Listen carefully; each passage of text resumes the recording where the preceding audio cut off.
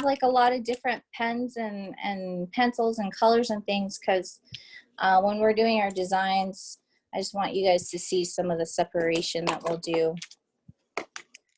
So if you have your sketch paper, you get your ruler out, we can start on making some designs.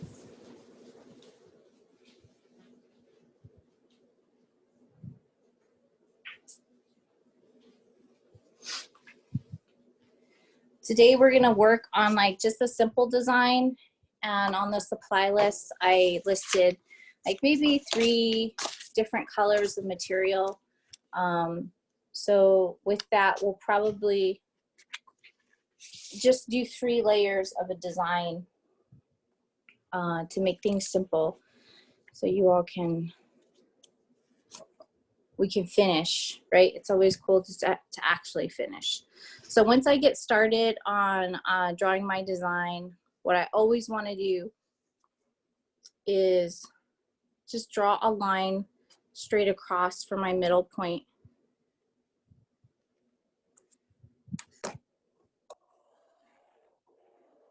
And I'm using some graph paper, but you all can use any type of paper.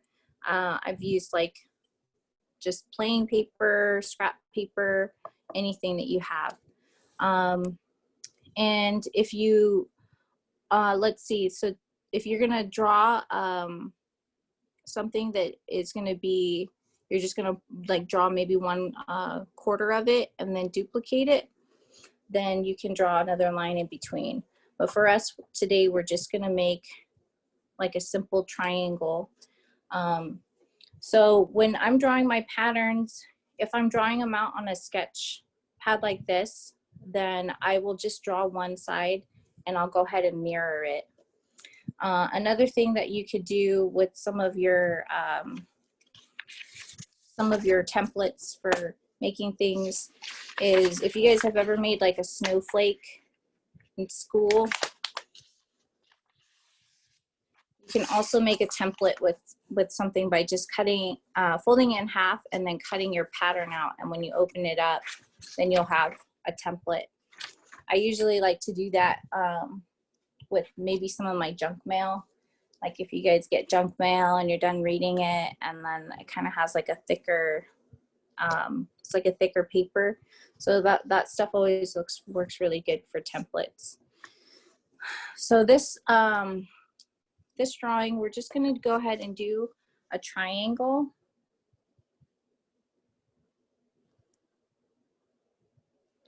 And I'm just gonna draw this line down here just so I have an idea of how big I want it. But if you have a graph paper, or if you're using your ruler, you can use your measurements so that you have an equal amount on each side. I'm gonna do a drawing where it's gonna stack on top of each other, and then we're gonna applique it. So you could do a number of different things. This one is kind of like, almost like a teepee drawing that I like to do.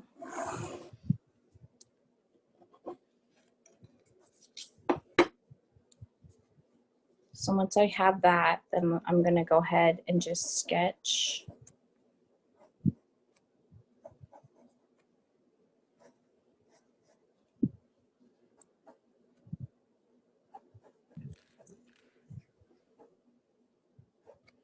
And when you're playing around and like sketching your pattern, you can just kind of like mess with it and see what you like. See, if I were to draw this out, oh, you guys could see it. That's just gonna be like 1/2. And if I like what I'm doing here, then, and this is just a sketch, then what I'm gonna do is I'm gonna go ahead and mirror it on the other side. So if you guys are all working with me and you don't have to do this design, all you have to do is just like one side of your drawing. You guys can go ahead and sketch along with me.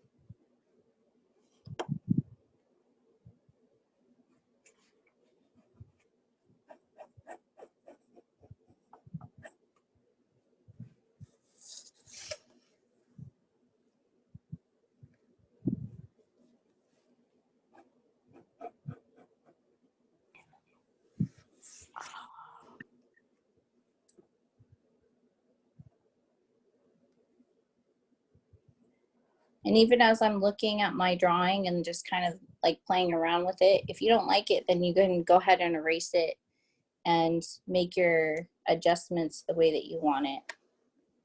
So I'm just gonna give you guys like a few seconds to go ahead and play with your drawings.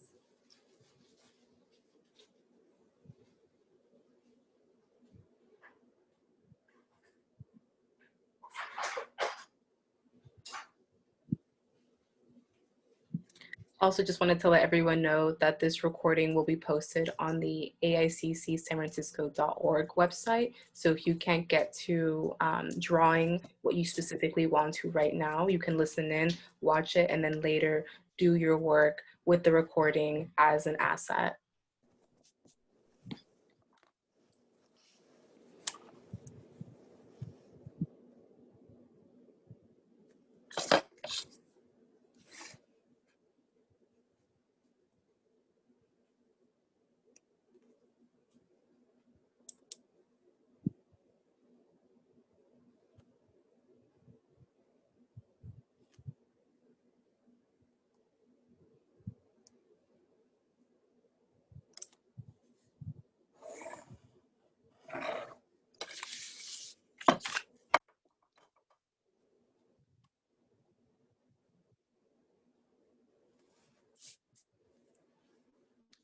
Okay, so I think I'm okay with this design for today. And when you think about your drawing, you think about how many layers or what colors these are going to be, because these are going to be stacked on top of each other. So if this color, for example, is like, I want it to be orange, and then this is lavender, and then this is like a white. Those are the colors I'm going to be using today. So when I'm drawing and thinking about the different layers or the different drawing that I want to do, I'm just going to think about how I want to layer it or what the colors these are going to be also. So once I have the, like, okay, I'm good with this design, this works for me, and this is what I want to do, then I'm going to go ahead and with a marker or a Sharpie, and it doesn't have to be this bold. I'm going to use this bold one just so y'all can see. I'm just going to go over my lines with the marker.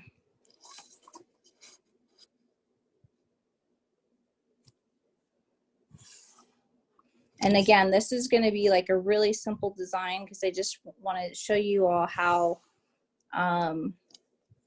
like I do this process, and then you know, you all can get like as intricate as you want with your sewing and with your designs. And this design will hopefully be really simple for you all to sew if you're working along and doing this actual design with me. It'll be easy because these are all straight edges. I think when you do your designs and you're sewing, you'll see it gets a little bit more difficult to do curves. So if you're like working on flowers and circles, those are the really challenging pieces that take a little bit of time, a little bit of practice. But this one should be easy peasy.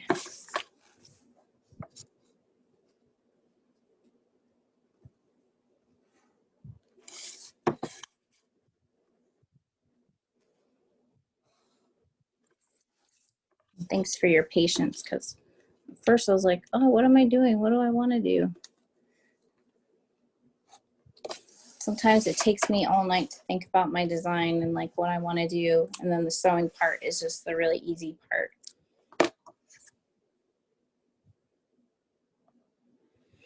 All right.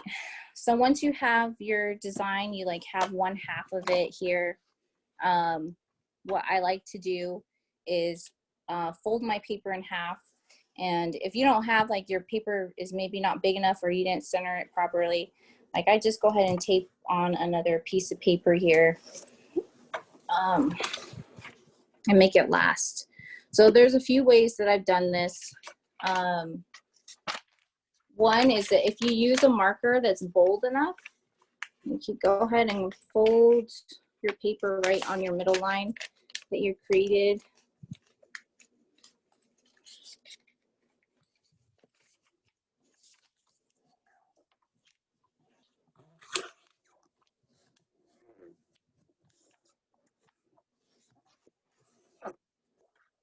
Sorry guys, that sounds funny. Okay, yeah, so go ahead and fold your paper on your middle line. And if your marker is bold enough, I don't know if you could see, you could see through here. And what you could do is just carefully with a pencil, go ahead and sketch the other side. What I've also done is I've held this side up to a window. And so the light shines through the paper. And then I go ahead and trace it with a pencil. And once I have that side with a pencil, then I go ahead and use the marker. Because I do a lot of sewing and pattern making, I invested in a light board. So this is another option. A lot of my sewing is done when the sun is out, the sun's down, and it's the wee hours of the night. So this light board comes in handy, especially if your eyes start to give out on you.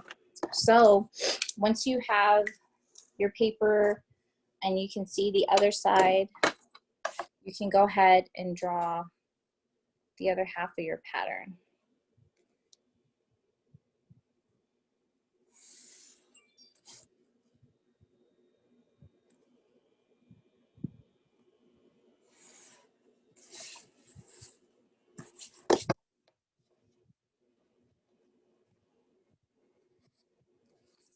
For those of you that have a really steady hand, you probably don't even need a ruler.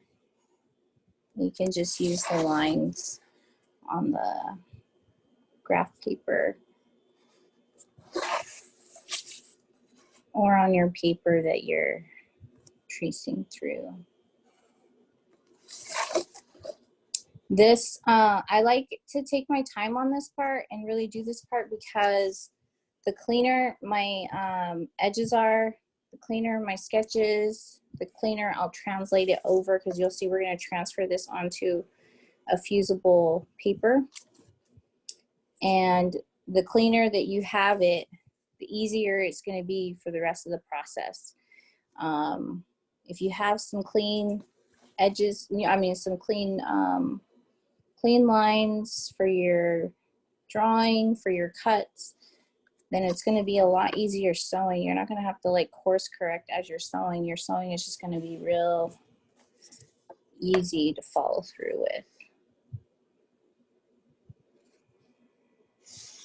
But if you don't do a straight line from the beginning, you're like, oh, I'll just make up for it when I'm sewing, then you're more likely to have a lot of crooked lines. So that's that. So then you just open up your paper and you have your design. How cool is that? Right? So, I mean, another way when I don't,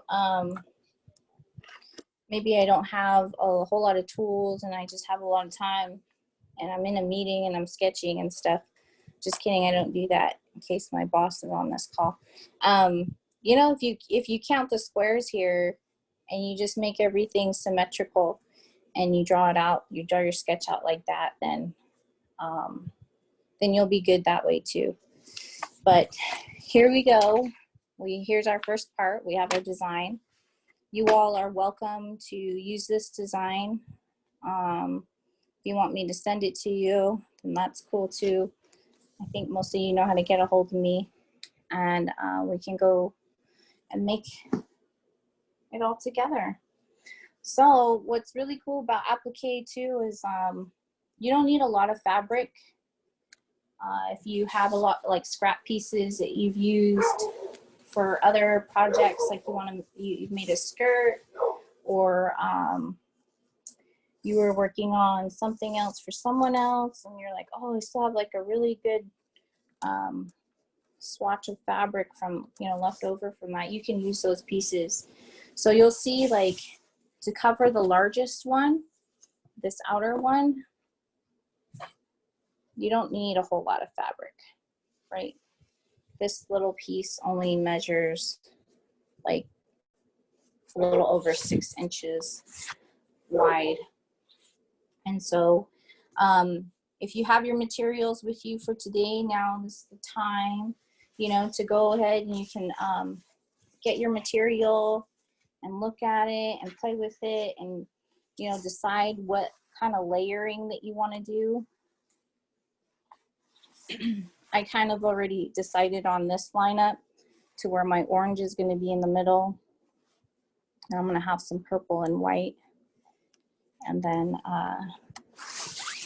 after we're done, I want to transfer onto this piece here to make a little bag. So you all can think about that part too. Maybe you're going to put it on your shirt. Maybe you're going to put it on your skirt. So just think about like how you want to layer those with your pieces of fabric. And the other thing that you'll need, which was on our supply list, is some heat and bond. Some folks use witch stitchery. I like heat and bond. And heat and bond, you can buy it in a roll that comes like, I think it's like 5 yards in one roll. Or you can buy it, they have it on the bolt at fabric stores, and it looks like this. So it's a light heat and bond. You don't want to get the heavy duty one, which is the red one. This is like the purple one. You don't want to get the heavy duty one. One time they were out of the light and I got heavy duty and my machine kept skipping and I was like, what? I know how to sew. You know, I know how to take apart my machine and clean it and fix it and everything, and it still wasn't working.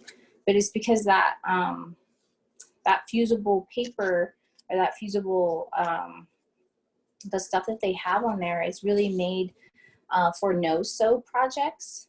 So maybe like patches or other things, it's like really heavy duty to where you don't have to sew through it. So it's really hard to push through your needle, even if you have like a really good industrial machine. It'll really just kind of jam and mess with your tension. So not recommended. I've done that before. So use this lightweight stuff. Any questions so far? We have a question in the chat. Our participant is asking, does it matter what kind of fabric we use? That's a great question. It matters not. I would, definitely for your first project, I would stick to some fabrics that aren't gonna melt under your iron. So if you're like going fancy right away, then I wouldn't recommend it because there's a lot of other considerations if you're gonna use some fine fabrics. Fine fabrics meaning like if there's sequins on them, if they are like shiny and maybe they stretch, like those you can use and I like to use, but they're gonna take some more considerations because you can't really put the iron straight on those things. You need to have like another piece to iron on top of it, or else you're just gonna melt the fabric. So I'm using, this is just really lightweight satin. This bottom piece is more like a thicker bridal satin that I'm using. Not for any reason, just because I had some extra of the sky laying around. But this light satin is really fun to use for applique because it just it fuses together really well. And you'll see once we start layering pieces, like this time we're only going to be layering 1, 2, 3 pieces on top of your 4th background piece. It's not going to be too thick and too heavy. If you really do a lot of layers, like I think I've done some patterns that had like several layers, like 7 to 9 layers. a design. And when you do that, it'll start to get a lot thicker, and your machine might not be able to handle it, and your needle, you might have some trouble with your needle on your machine. So if you're just beginning and you're just starting out, I would recommend just this lightweight satin. And a lot of times you can get it for some really good deals for like $2 a yard or something. So it's good. It's good stuff. So once you have your pattern, oh, and you can also use cotton. If you guys have cotton, like you guys have been making masks and you have extra cotton, it's always really fun to like stack those kind of fabrics on top of each other.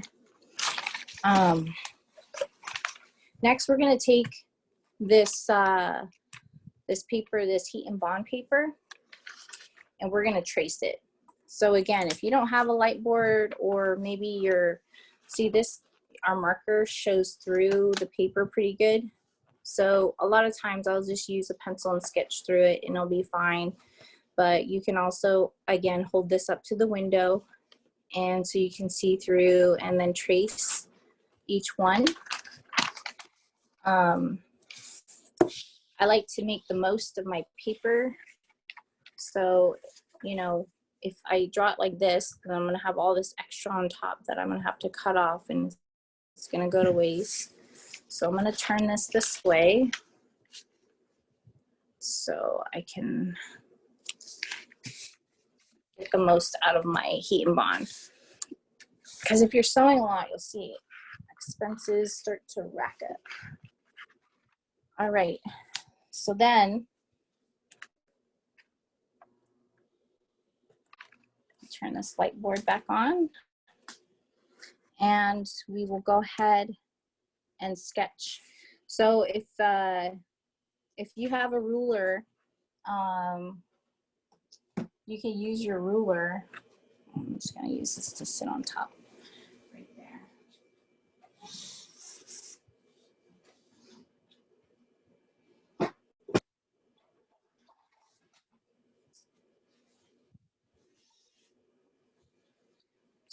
Just wanted to grab this guy so you guys can see what I'm doing. So you can use your ruler and go ahead and trace only the outer.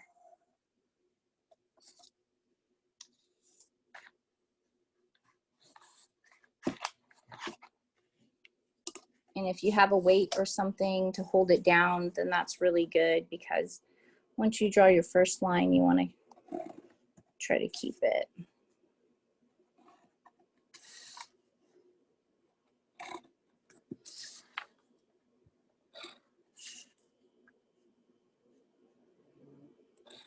So I'm only tracing the outside design because that is going to be on one piece of fabric.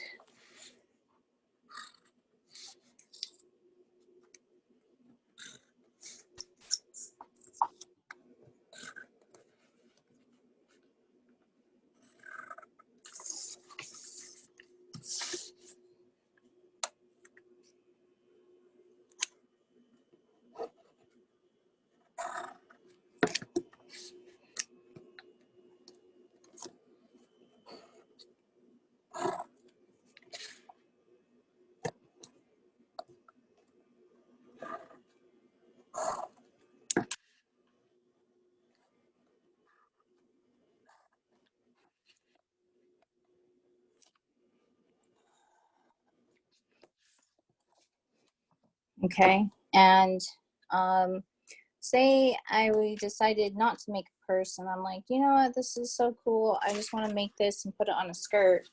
And maybe you want to make your design and kind of double it and mirror it. Then you can go ahead and trace another one, like if you want to do two. See how cool that looks? You just started with one little simple side, and now you have a whole pattern that you can go across your whole shawl or go, you know, on your skirt. So once we do this outer layer, then I like to remind myself that this is going to be white.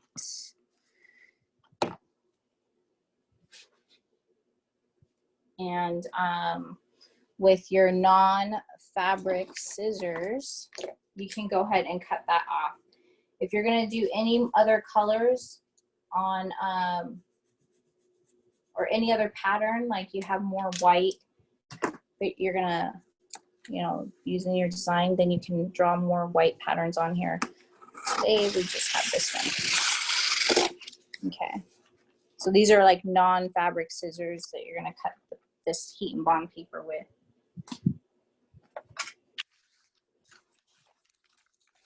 Just for all the beginner sewers in here, don't want to mix your scissors. Okay. And then this other layer, we're gonna draw the next layer on your paper, and this is gonna be another color. So you're just gonna have that single layer.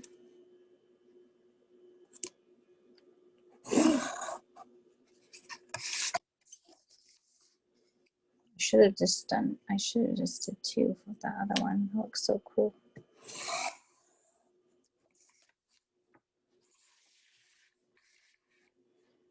I'm gonna go ahead and just draw another one here because I feel like we're gonna need it.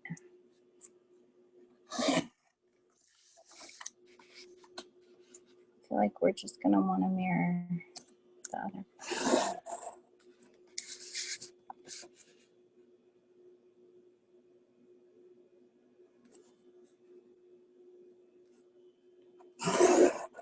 Okay, so I decided that this is going to be that purple or the lavender.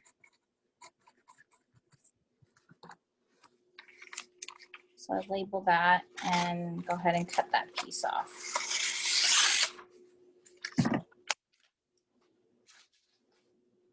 And we're almost done. You just have one more.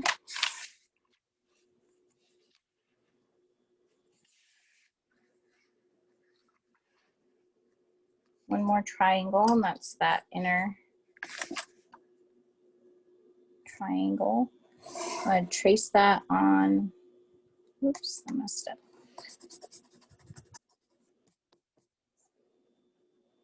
And I'm using a pencil, but you can also use a pen to do this part.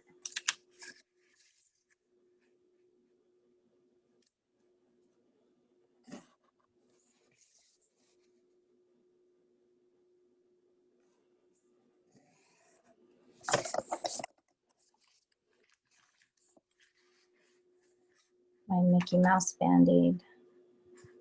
I was on a bunch of virtual events on Monday for Indigenous Peoples Day. I just felt so silly because I cleaned my whole house, like everybody was coming over or something. And it was just online.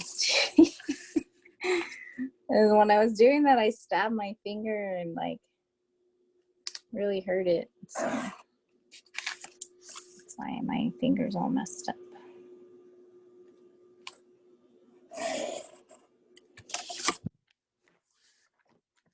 All right, so this one, let's see, I decided to make this orange.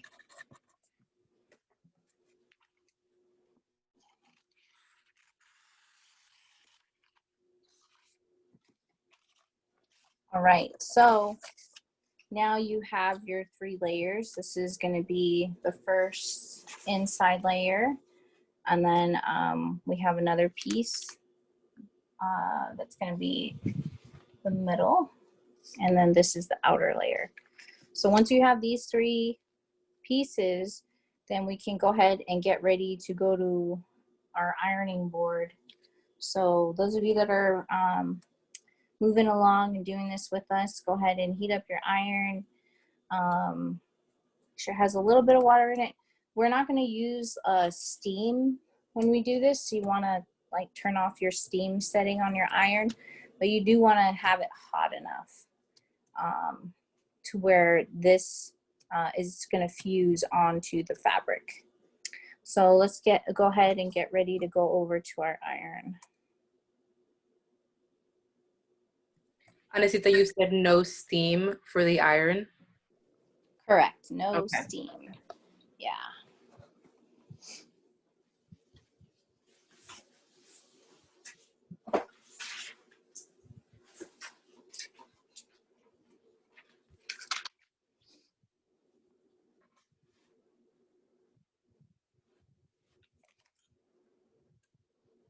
right. My iron is just turning on too. So you can grab your fabrics and have them handy. And if you're forgetful, it's a good thing we labeled these so we know which color goes on which fabric.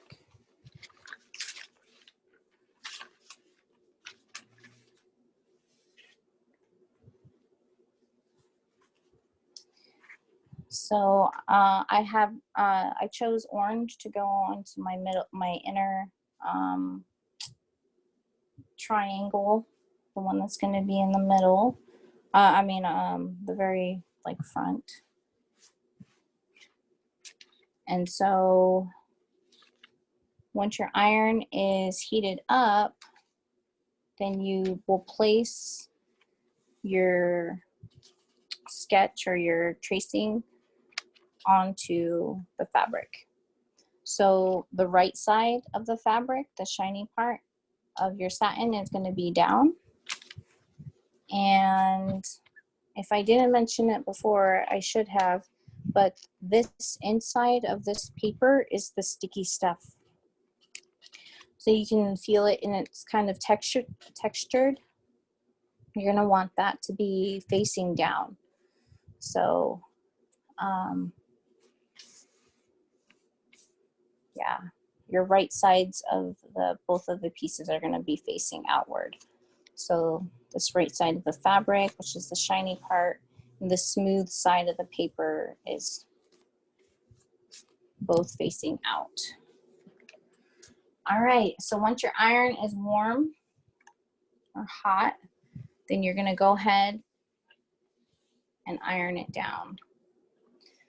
You'll notice that didn't take me a whole lot, but that's because I have a pretty good iron. If you're gonna sew regularly, there's a few things I would suggest investing in, and one is a really good iron, and another is some good scissors, because it just makes a whole lot of the difference. There's some folks that'll ask me like, oh, how did you get your edges so clean? And things like that. And it's because I have like really good scissors. I also have like so many different types of scissors that I use. Like these ones are only for fabric.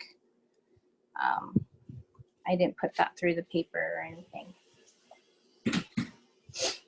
So on the materials list, I listed, non-fabric scissors like paper scissors, then also some fabric scissors if you want to cut these swatches of fabric from a bigger piece.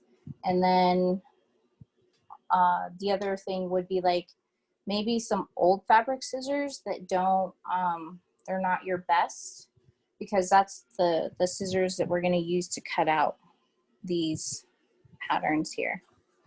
Okay, so go ahead and iron each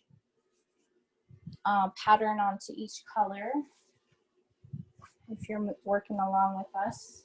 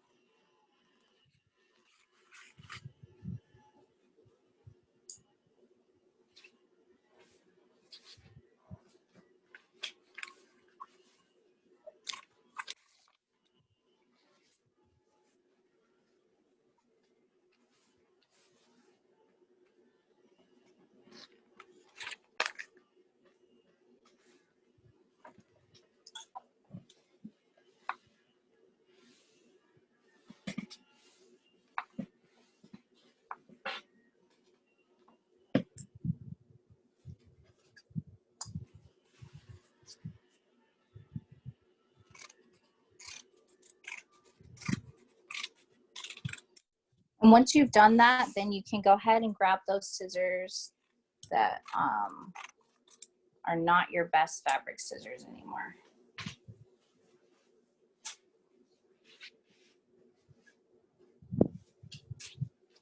Because we're going to go ahead and we're going to cut these out now that they're nicely fused onto your fabric. I almost want to show you guys like what it looks like if maybe you hold the paper on a little bit too long, or your iron is like way too hot or something, because what it'll do, it won't be so smooth like this. It'll turn out really bubbly. Like it'll start to kind of crimp a little bit and get it won't lay so flat like this. But this is kind of like your goal. And sometimes it's just trial and error, you know, to see like really test the settings on your iron, or you know, there's sometimes where I walk away from my iron and then I come back, and this is mostly when I'm doing ribbon work and I'm like, oh no, it's like way too hot. Now it's kind of getting like wrinkly, you know, it's just fusing way too hot is what it is. So go ahead and grab your guys' other scissors. We're going to cut these patterns out, and I am going to grab my scissors too. And any questions so far while we're doing that? We have a question from a participant. They're asking, do you pay attention to grain or weave of fabric when laying out the pattern? Ooh, that's a good question. Let's see.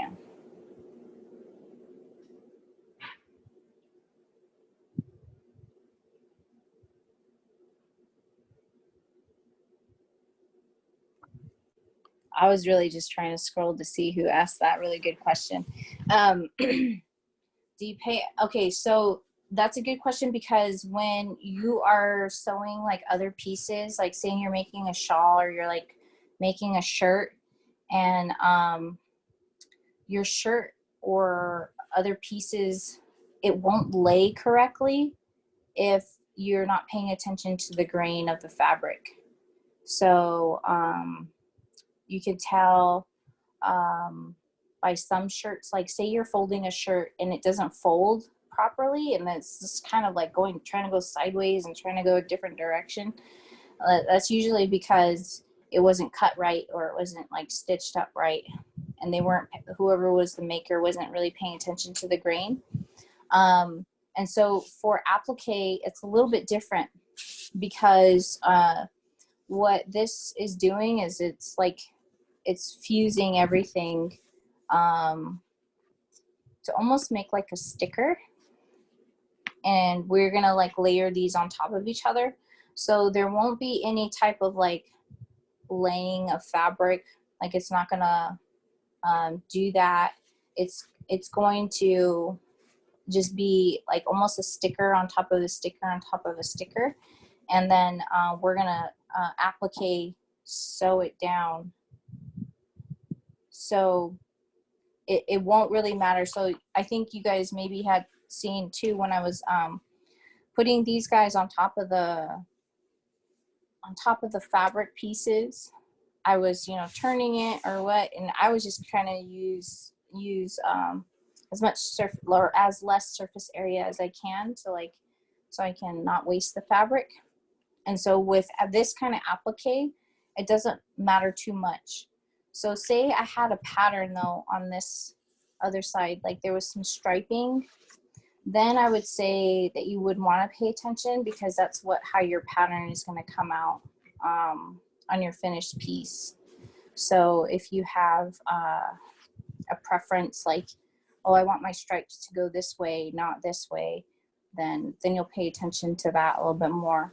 But for these solid colors like this, I just use scraps, and it doesn't really matter how you lay it down. So that's a really good question. Yeah. All right, so grab your guys' scissors. I'm gonna grab my scissors really quick, and if you have everything and you're super prepared that way. We're just going to take like a 90-second break.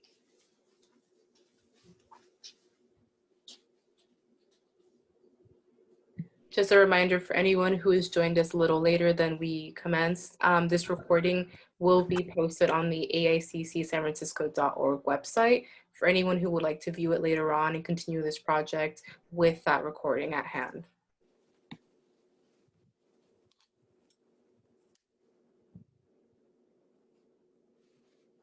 All right.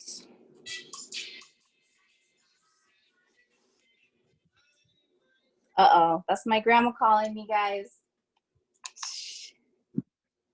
Okay, so sorry, Jenny, I stepped away for a minute. Were you talking to me or are you talking to everybody else? No, everyone in general. Okay, oh, cool, okay. All right, so once you guys have your scissors, then we're just gonna go ahead and cut away. So when you say you leave this, you're gonna go make dinner and you come back, before you cut and stuff, you wanna make sure that it's still like fused onto the fabric, because if you didn't iron it down well enough, then it might start to like peel up or something, but you want it completely fused onto it. And so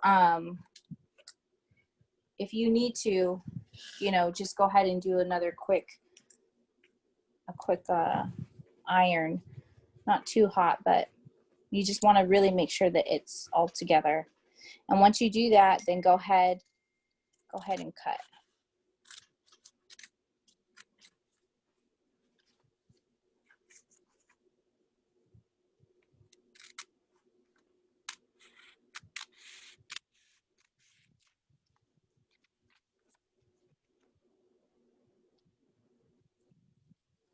And if you're doing this for the first time, again, I would suggest taking your time, making sure you have a nice, really clean cut. And you'll see if you have the right scissors and it's all fused, look at how clean those edges are. Ooh-wee. Okay, so then go ahead and cut the rest of your pieces, because if you have some clean edges, then it's so much easier to sew. You're using regular scissors for this cut, correct? These are still like fabric scissors, but they're just, I've had them for a while. Okay. I haven't sharpened them. They're like almost time to go into the paper scissor drawer, but these scissors I specifically only use for cutting out applique. Okay. Because there's like paper involved. So would you recommend that people use their fabric scissors for this situation, or use like used up fabric scissors that they may not necessarily need to damage? Yeah, so if you're gonna invest in some like fabric scissors like this, Mm-hmm. I wouldn't ever use this on like applique work. You just keep Okay. this for your fabric, you know. And then like I have like some like scissors, right? So these used to be my good scissors. They're not anymore. And then these, they used to be my fabric scissors, and then they were my applique scissors, but then the kids used them to cut some paper, and so they made it into the paper drawer. They're no longer fabric scissors. So I kind of just have 3 sets like that. And it's so funny. My son, when he used it, I was like, Shanta, what are you doing? Those are my fabric scissors. And he's like, well, you should have labeled it. I'm like, I did. Oh my goodness. So we were just laughing even after that.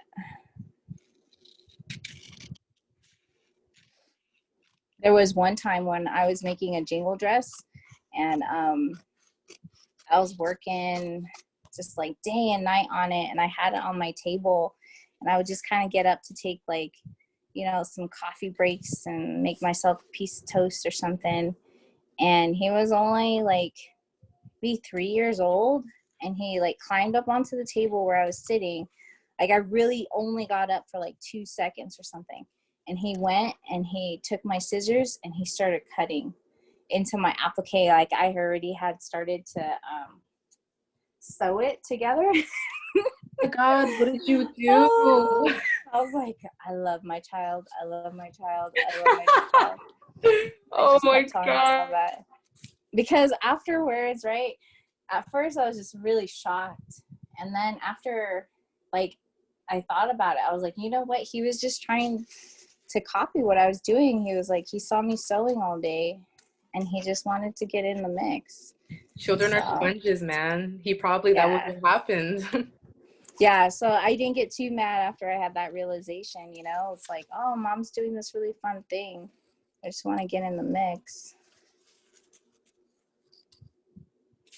So, yeah. What's cool about Applique is I just added another, extra embellishment on top of the design, and it was all good.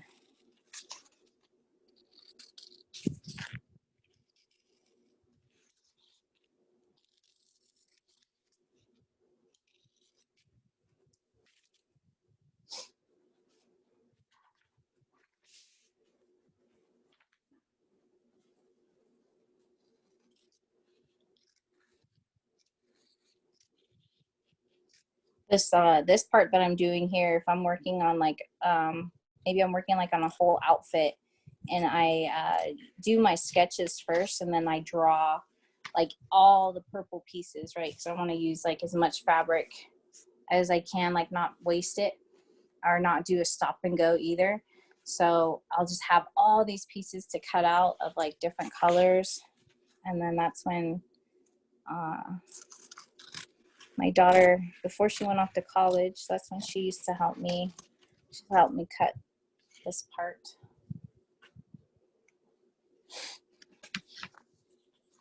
So you'll see this is how it's looking. Pretty cool, pretty nice. That's so cool. Yeah, it's so simple too, right, guys?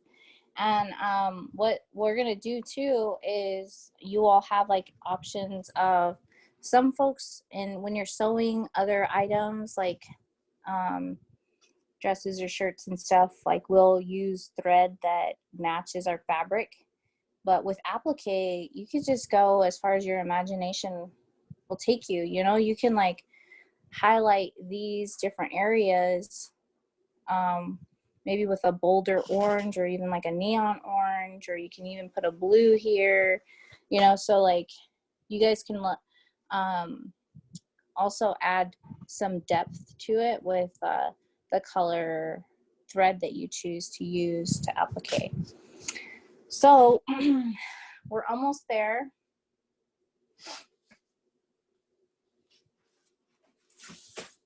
The next part is going to be layering them on top of each other.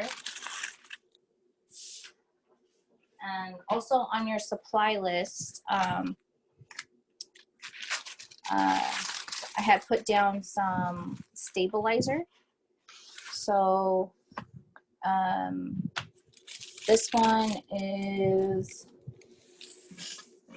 like, this one's not like a really heavyweight one, but you could use different like stabilizers to help with your applique, to make it like when you're sewing it and you're doing applique stitching, a lot of times it might be difficult to do that zigzag stitch if you don't have some stabilizer. So go ahead, for those of you that have supplies, grab your stabilizer, and we're going to cut a piece off. You only need to cut a piece off that's going to be as much as you need for your one pattern. So go ahead and cut that piece off.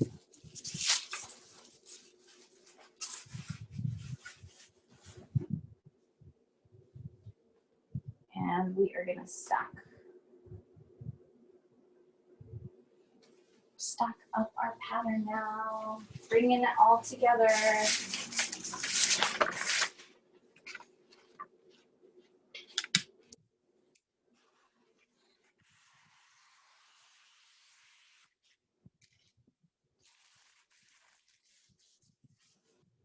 I'm sure all of you that are sewers, you guys have some like funny stories too about things in the household, your scissors. We have a question. Someone is asking, is stabilizer different from heat and bond? Is stabilizer what? Different from heat and bond. Yes. Heat and bond is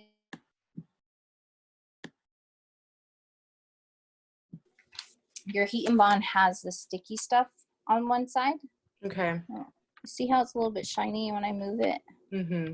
Yeah, and it has like a sticky texture. So that is what fuses onto your fabric.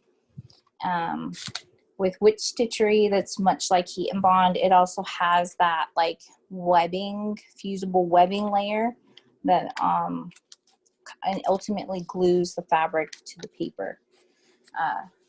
The stabilizer is just, it doesn't have any stickiness to it.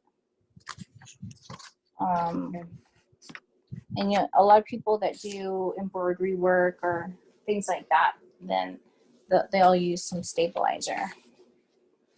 So once you have your stabilizer, then you can go ahead, your bottom layer, go ahead and peel it. We're gonna peel it off this paper. And so that sticky stuff is now on your fabric, okay? Your fabric is now like a sticker that we're gonna place on here. So this is the part when someone was asking, can we use any kind of fabric? And pretty much yes. It's just, like I said, different considerations you'll have to take into account. When you're using fine fabrics, and you know this if you guys have any fancy clothes and you're like, oh, I'm gonna iron it inside out or something because you don't want to compromise like the pretty side.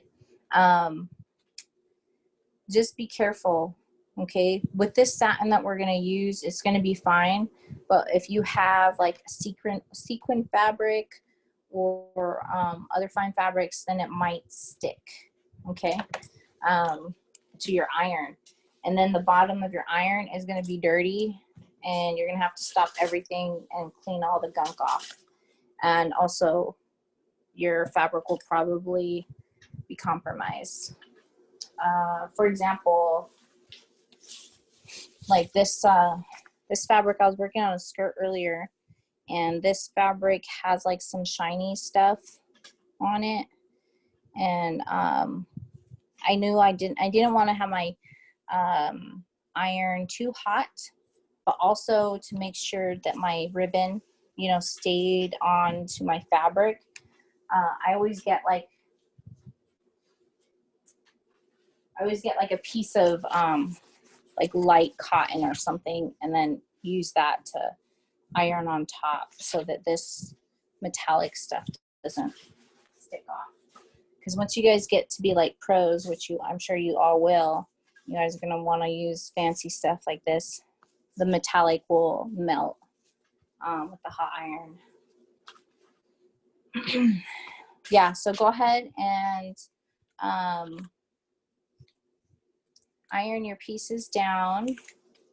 If you can't eye it and it's like, oh, I don't know like what the center is, don't worry, because you have your sketch and you can just put this behind here and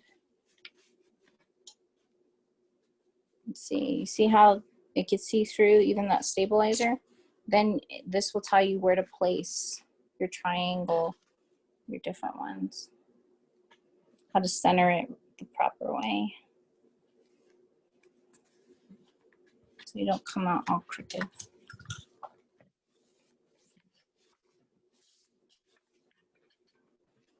Okay, your next one might be a little bit more difficult to see through the different layers, but if you're lining up your points, then you should be okay. So you go ahead and place it, see if it's okay, make adjustments if you need to, make sure your points are lined up here.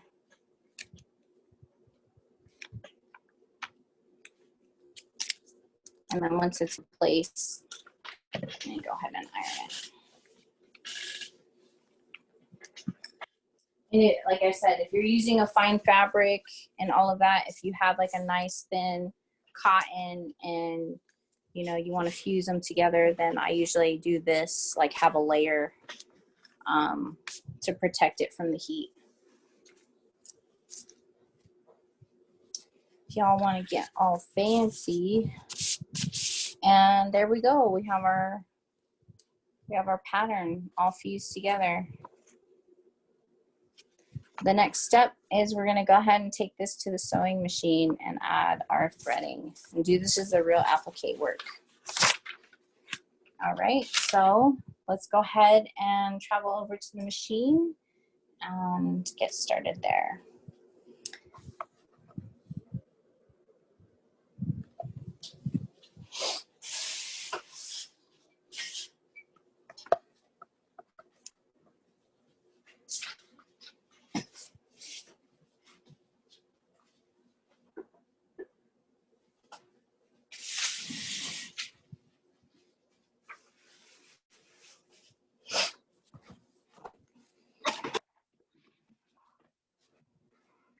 What's really important about like doing this part is making sure still, like I said, if you walk away from your project and then you come back, just making sure that it's all together still, it's all fused together. Let me turn on another light so you can see. So looking good so far, right? And then to answer your question too about the stabilizer, it's usually like I like to go and look at the different weights that they have in the Pellin over at the fabric store. And so also be careful because they do have stabilizer that is sticky on one side. So there is such thing as that. I try to use, for this stuff, I try to use the stabilizer that's not sticky on any side. So there's like different options for that too. All right. Sorry, let me just adjust my camera.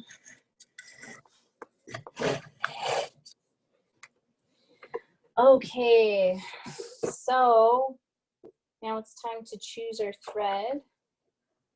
I'm gonna use a neon orange for the inside, unless anyone has any objections.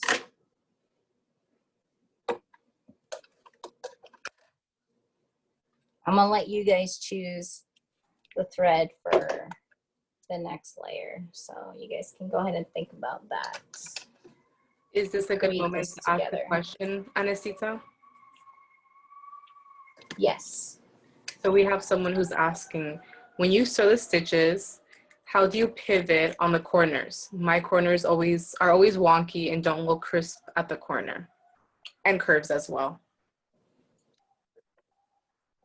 Oh, great question. And we'll go over that right when we do this first layer. And you'll see it a lot when we do the brick kind of layer, the outer layer, you'll see a lot of that. All right, so we've threaded our machine with our neon orange. And some of you all have a machine that has a dial up here, so you can go ahead and switch your dial over to a zigzag stitch. If you're using a digital one, then you can go ahead and press digital. And it's really good to have like some test fabric around so you can see if it's the right adjustment that you want. So for me, I know that I want to go a little bit smaller.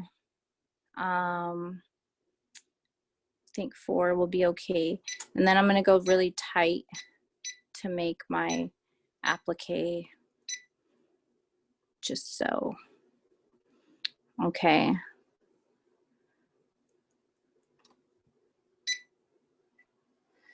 And then we're going to go back over here, bring this guy. And I usually like to start this way, and we're gonna go around. Okay.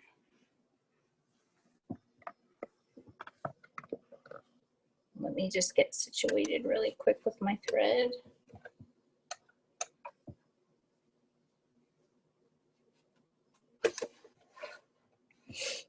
All right.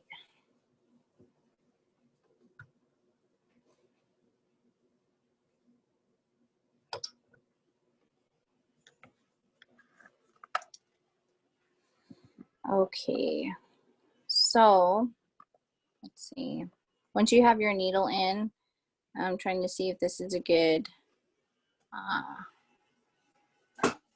good angle here. You're just gonna go ahead and put your foot down. And I like to use this foot. This is like an applique foot. Whereas like one of my other ones, it's typically on there, it's like this, but I like using this clear one because then you can see where you're doing your applique work. So we'll go ahead and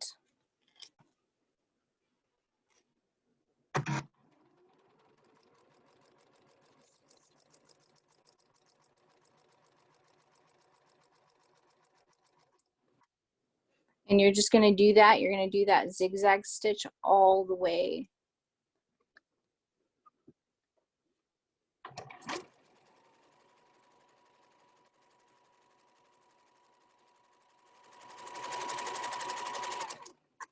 And now we're getting to, oops, sorry. Now we're getting to the corner, guys. And what you're gonna do is you're gonna use your needle bar to go ahead and stop it right there on the outer edge. And that's where you're gonna pivot. So again, you wanna place the needle down on the outer edge of your pattern. You're gonna lift your foot and you're gonna turn this all the way, pivot all the way to where you're lined up again here. Okay.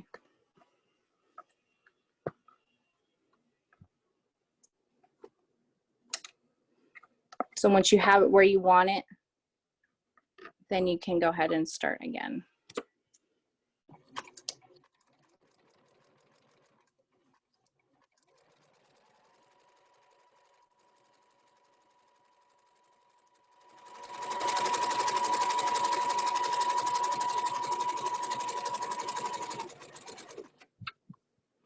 All right, and then at these edges, these aren't going to be like our finished edges, so I'm not going to go back and forth, but usually when you're going to end something, you want to go back on it and then forward on it to just seal the edge. But right now, because we're going to cut this off and put it onto another piece of fabric, then I'm not going to do that for this part. So now we have this layer done, and we're going to go ahead and change our thread and do the next layer. So while I change this out, did you all decide what color we should do the next layer?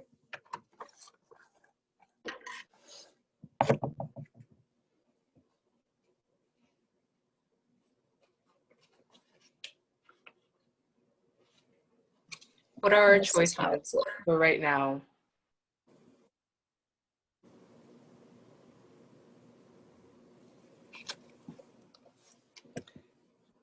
I probably have any color that you all can think of. So it's just gonna be, and this, sorry if it's a little bit funny because I was trying to like look into the camera, and so that was a little bit difficult, but it's gonna be this right here. All right, so we have a question. Can all sewing machines tighten? Let me see, hold on. Can all sewing machines tighten the zigzag, or is that only possible on a more professional machine? All machines can tighten it. So you should have like a few different dials on your machine that that you can kind of put your stitches together, make them wider or smaller, and they will either, you know, they can tighten or you can have them really like far apart, I guess. Any suggestions on colors yet? We do have 2 questions, if this is a good time to ask. Sure. So one of the questions is, what if a gap is there at the corner where you pivot? Can you backstitch? Oh, absolutely. Yeah, for sure. You can do that. Totally do that. The second question, do you want to zigzag stitch with the pattern in the middle or with the pattern on the inside of the zigzag? Do you want to stitch? Can you say that again? Do you want to zigzag stitch with the pattern in the middle or with the pattern on the inside of the zigzag?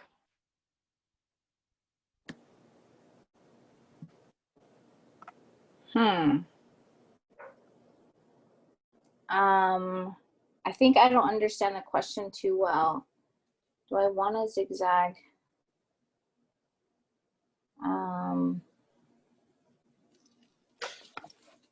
The pattern in the middle, basically. Okay. How do you line up the middle of the needle? Okay. All right.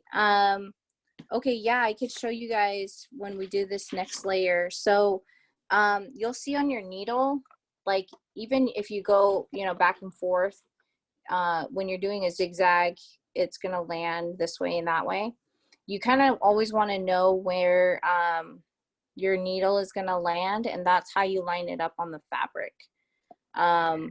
Or else it's gonna be totally off, which is okay if you're just beginning. You know, you like open it up and take it out and start over from the beginning of your pattern. But I'll try to show you guys a little bit more carefully when we do this next layer. If you all don't have any other suggestions for the next one, I'll just go with the safe purple. Does that sound good? You guys want to go with like a neon pink? No? No risk takers here? Okay. All right, so I'm going to just change my thread out real quick. And we're going to put purple in here to start our next layer.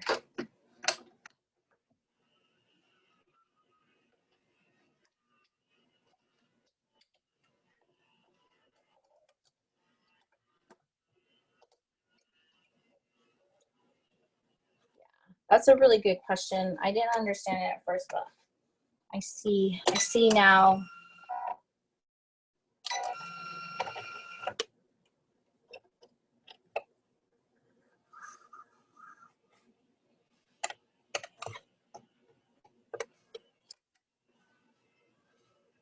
Okay. Another tip is when you're doing a lot of applique work, you always want to make sure that everything's tightened. Your needle is tightened, this is tightened, because if you're doing a lot of zigzag stitching, a lot of applique work, and your machine's just really working hard, like the screws might loosen up and things like that. So you always want to just like really make sure that that's good and that's taken care of. All right, so the question was like, how do we line it up? And okay, I'm gonna do my best. I feel like I'm in surgery where you're just like watching it through the scope and not the actual thing. Okay, so I can tell that this is gonna be the left side of my zigzag. So I wanna line it up there on that outside. Does that make sense? And then if I go in right here, you see how there's more fabric on that side. Once I put the foot down, then I know that the other side of the zigzag is going to land on that side, on this side of the fabric. just all the way down. So sometimes I'm not paying attention, and then like if this is actually the right side, and then it's gonna go and like start over, you know, do its first step over there and then come over here. That's when you just want to stop and start over and replace everything. Once you're doing like a lot of applique work and you get used to your machine, then you'll kind of know where she wants to go and what she wants to do, and then you're just kind of guiding. All right, so once you have that in place,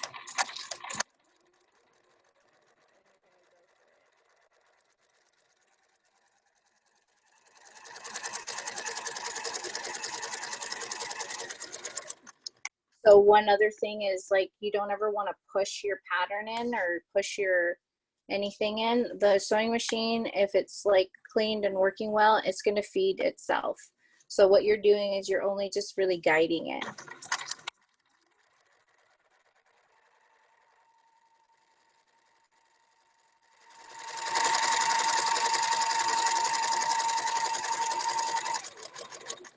Okay, so now I'm getting to the corner, so I'm just going to go a little bit slower. I'm going to use my needle bar, and I'm landing on the outside, okay, of the pattern.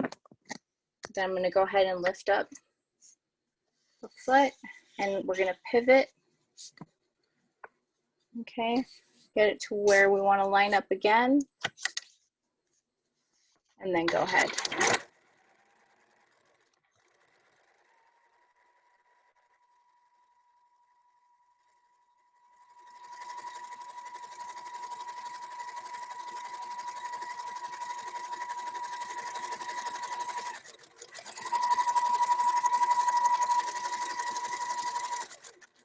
All right, and then we have our second layer done.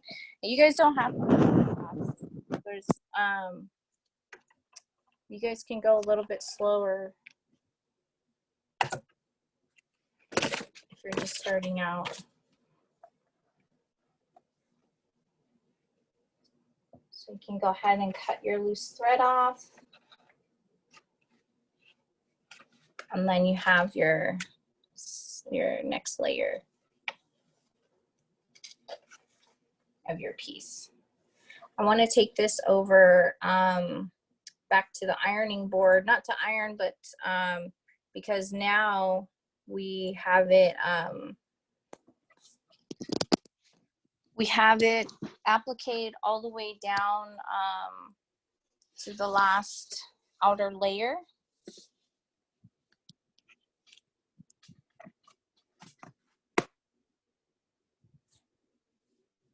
Okay, so we have it all appliqued here, and now we're just gonna cut this out to put onto our piece.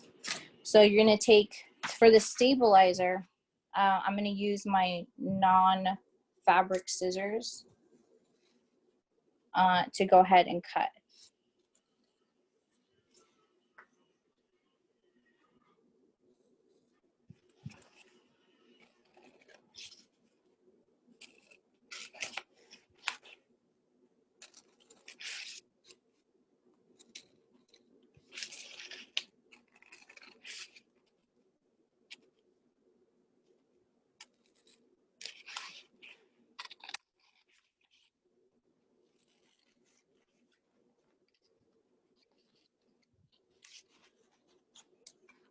Sorry, I'm just cutting because this is zigzag. I kind of just want it, I have to hold it closer to me to get the edges just right.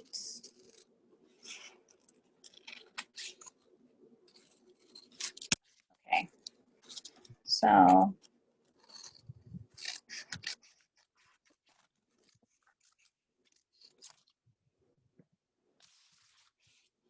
we went ahead and cut that off.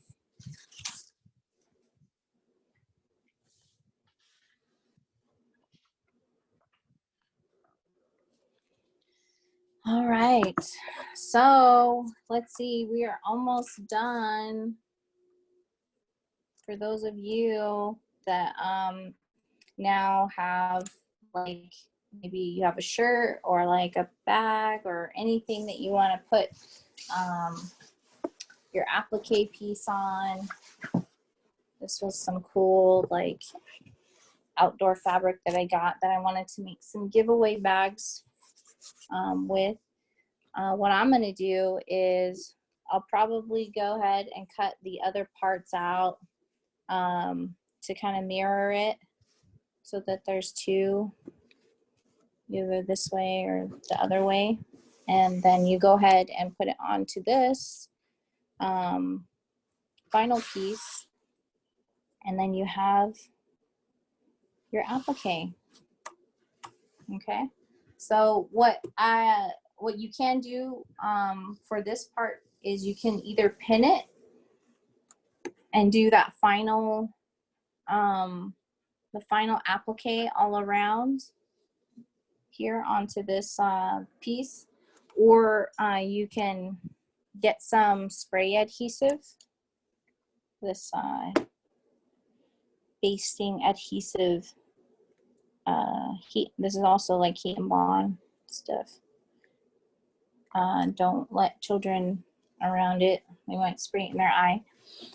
And you can go ahead and take it outside or something and then spray it, and so it will also stick onto this other piece and you can have your finished product.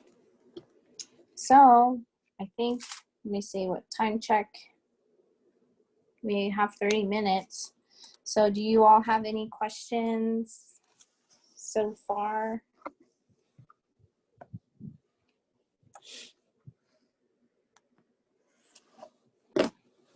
I know it was a lot of information. We kind of went through it really fast. If you guys have any questions, this is definitely the time to put them in the chat if you'd like, or if you want to go ahead and unmute yourself, anything, any preference you have. Like Anasita was saying, this was a fast procedure. It was really great to watch. Actually, that was really fun. And if anyone would like to say anything right now, give a commentary or ask a question, this is definitely a good time. Of course, if you're comfortable.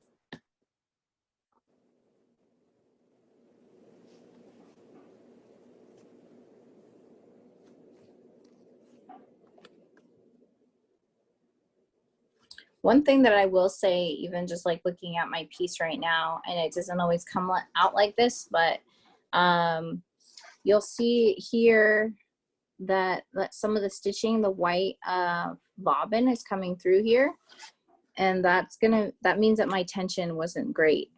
So that was a little bit hard for me to see through the camera when I was sewing, but now I clearly see it as I'm looking at my piece. The orange looks really good, really clean.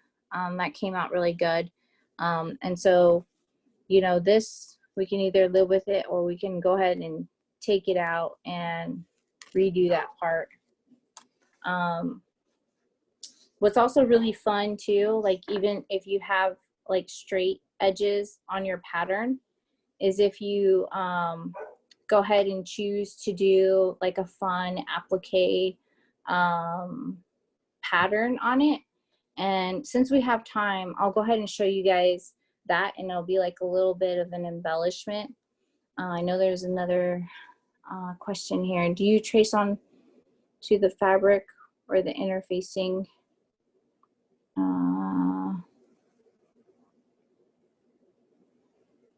If I do it on interfacing, it always ends up backwards. Okay, so maybe you're referring to like one of the earlier steps. So yeah, definitely I trace it onto the heat and bond, and then I cut it out of the fabric.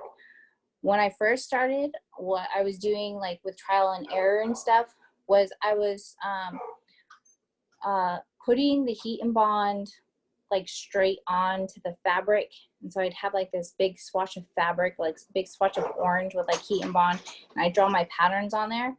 What I found was it was becoming like really wasteful for the heat and bond in the fabric, and then it wasn't coming out really clean. Like, so my ironing wasn't really fresh. So like the fusing wasn't fresh. So I always had to go and refuse. And then after a while, it just would like kind of compromise both sides of it. So that's how I learned how to do like my tracing, and then the fusing, and then the cutting, and then putting all the fabrics together. Hi. Hi. That's class. It's good. Jake's home, everyone. Hi, everyone. Sorry to be disruptive. So yeah, that was like a really, I guess, lesson learned when I was doing that. I kind of want to show you, since we have time. I want to show you guys, we can add another stitch on here just for fun. And if you guys have any other questions, then you can put them in the chat and we'll answer them.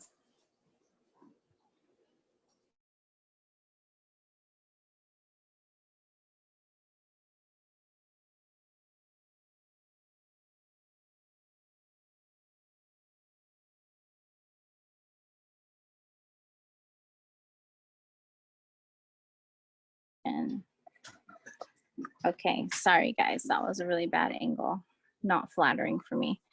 All right, so we're gonna go ahead and choose something really fun. So if you guys have different machines, it might be like a stitch that's in one of your dials, and you'll see like there might be like some decorative stitchings, like you'll have dials up here. This one, I have some like embroidery stitches. So let's see, what do we want to do?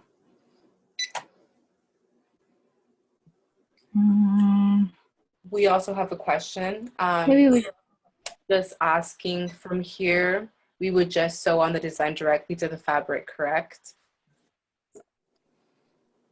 Yes, yes. So this piece that you have finished, like, and it's ready to go and put onto your whatever you want, your like your ribbon shirt or your skirt or your purse or what, you can go ahead and put it right on. Okay, so I'm just trying to pick out a color. I'm gonna switch out my thread. And we're gonna do one of the decorative stitch on here.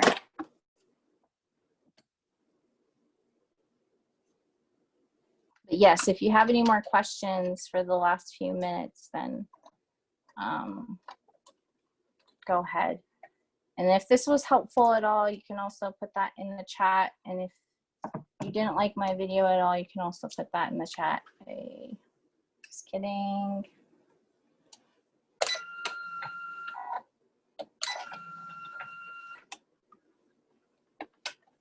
Sometimes people don't even like my video. They just like my stories better than my sewing.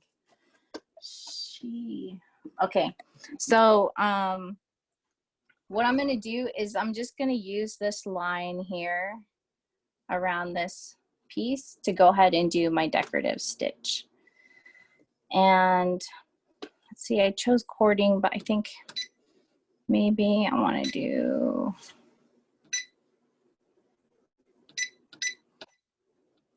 okay, let's see if that works.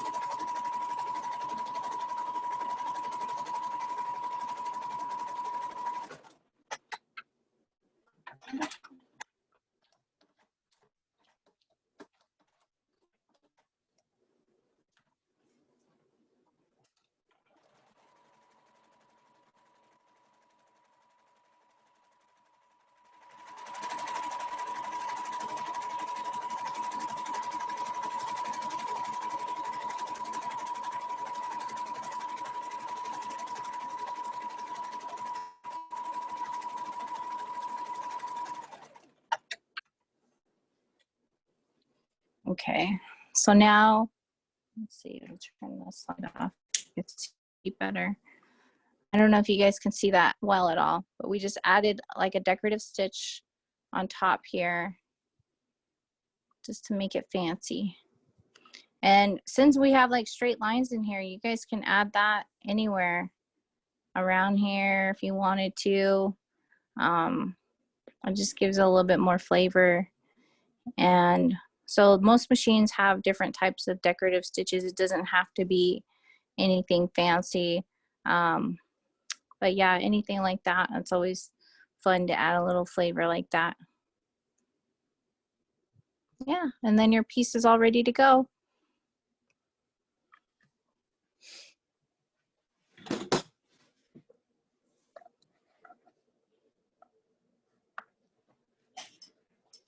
Uh-oh. Don't look at the mess, guys. We made a mess. How long would it normally take someone to get this done?